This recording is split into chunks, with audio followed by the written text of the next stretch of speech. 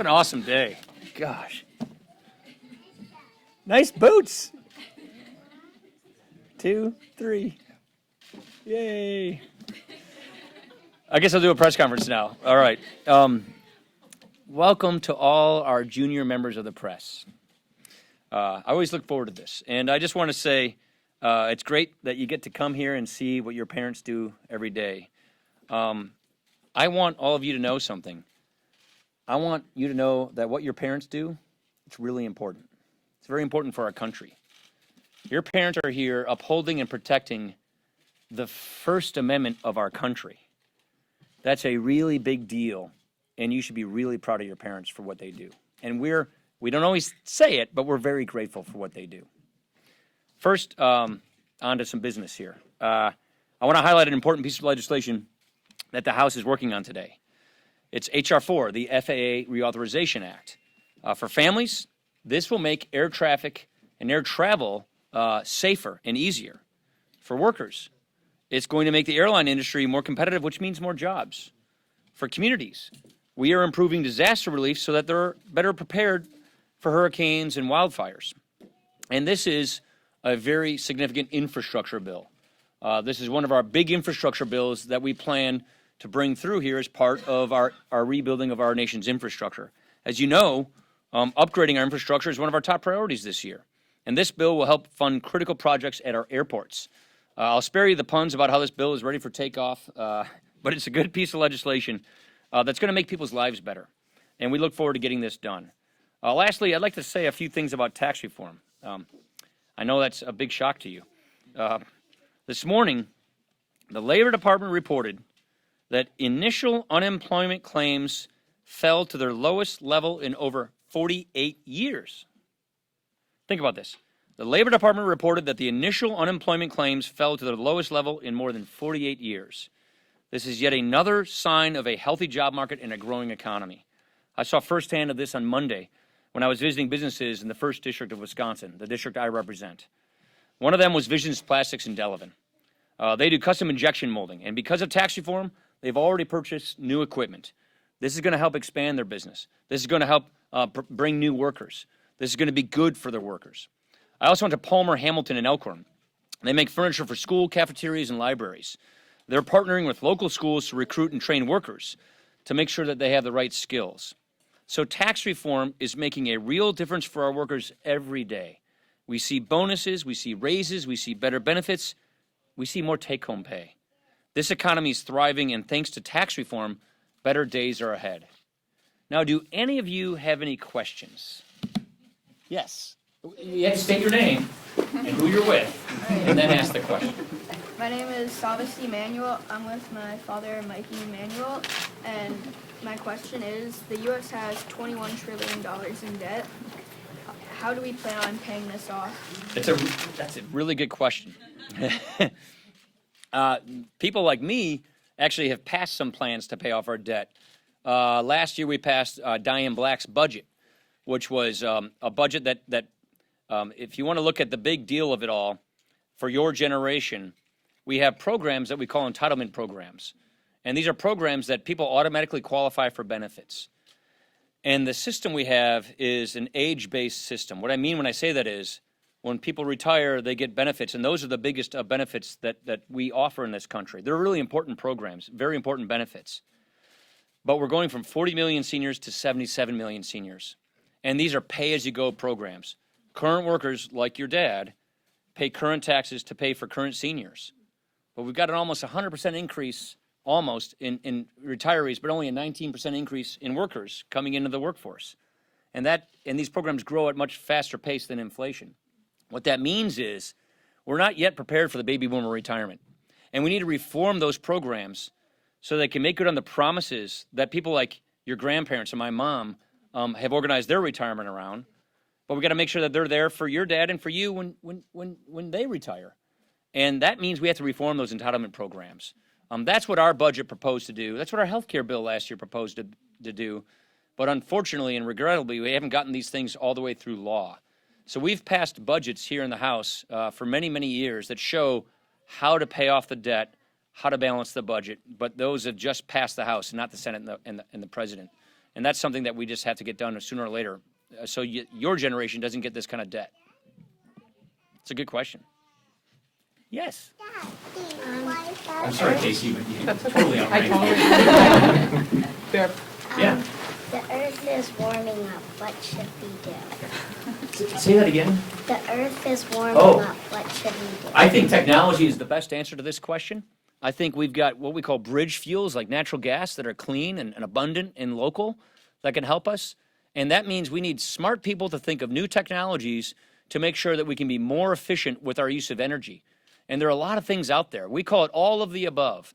Let's have incentives so that we can create new energy solutions that give us good energy so we don't lose jobs, cheap energy so we don't lose jobs, but also new technologies so that we do things in a cleaner way. And that's what we think is the smart way to do, is to innovate.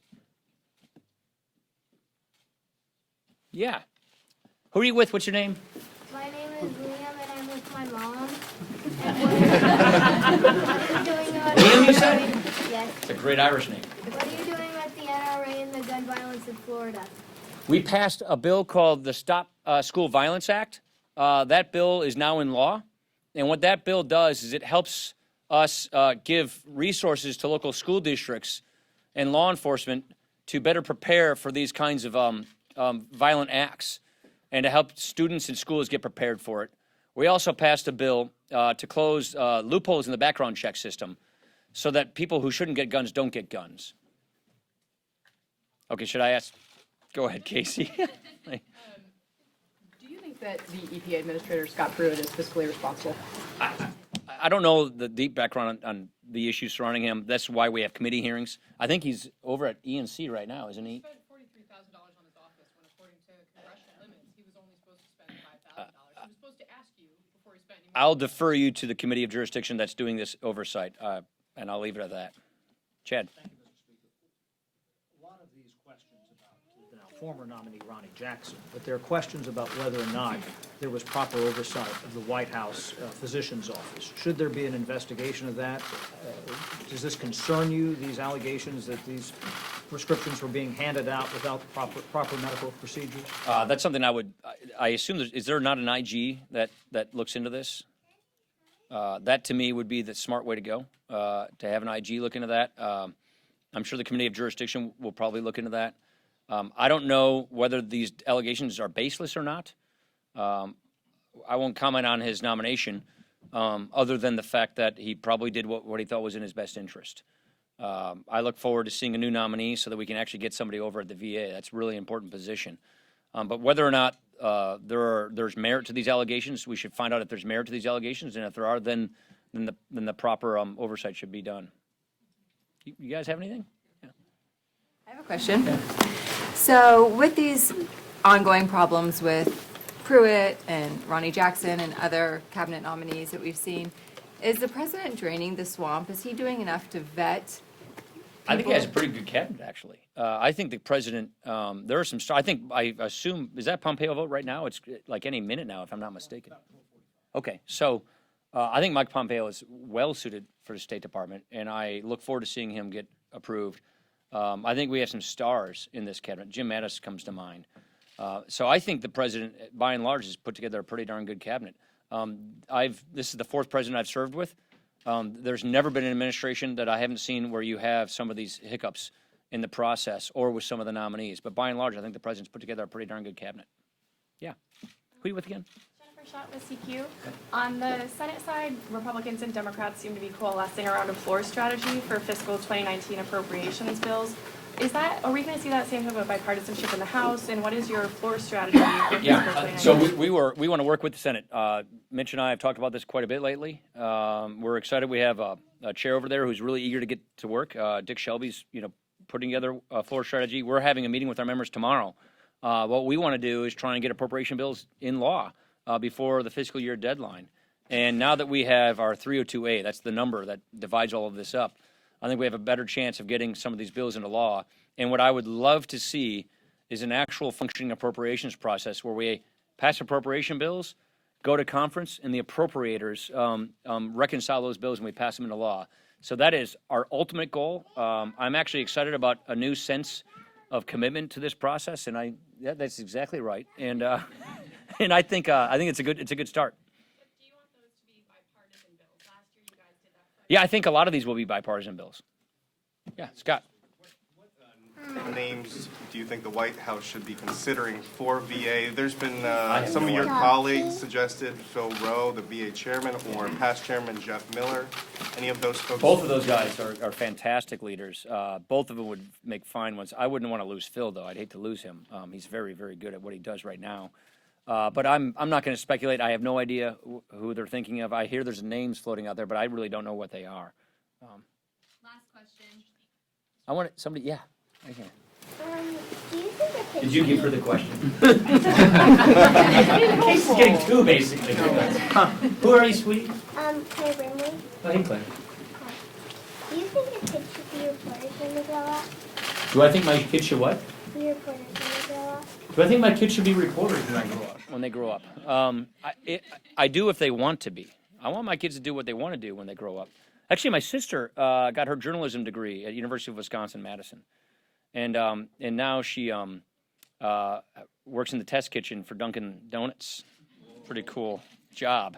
But she wanted to be a reporter, and she dabbled in that, and she decided to go a different direction. But where I come from, we have a really, really good journalism school. And you guys have any of you at UW-Madison? It's a really good journalism school. And so where I come from, we take pride in the fact that we educate really good young people to become good reporters. And so if my kids want to become good reporters, that's fantastic. I want them to do what they want to do. All right, pics. All right, let's do some photos. Come on, guys. 3 of you guys went to UW? Is that right? Did you?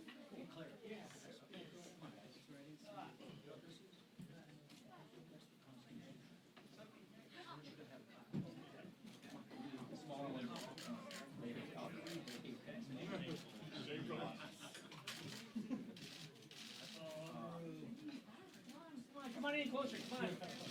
Hey, the one girls, come on over here. Olivia, right? Yeah. Come on, Olivia. This room right here. Come on, you guys gotta get in touch. Yeah. Who's this?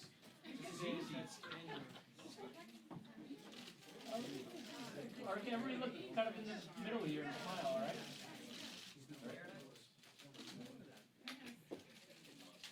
Smile, y'all. Everybody say go tax reform.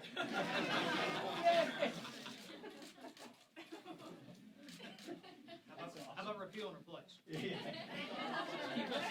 Keep it PG, all right? Go tax reform. Everyone wants to know I have gum. No, everybody does not know. It's super cool. But gum is delicious. Hey everyone, gum is delicious. Yum is delicious. I have some right here. You do? Anyone What want kind do you some? have? Is it sugar-free? So you're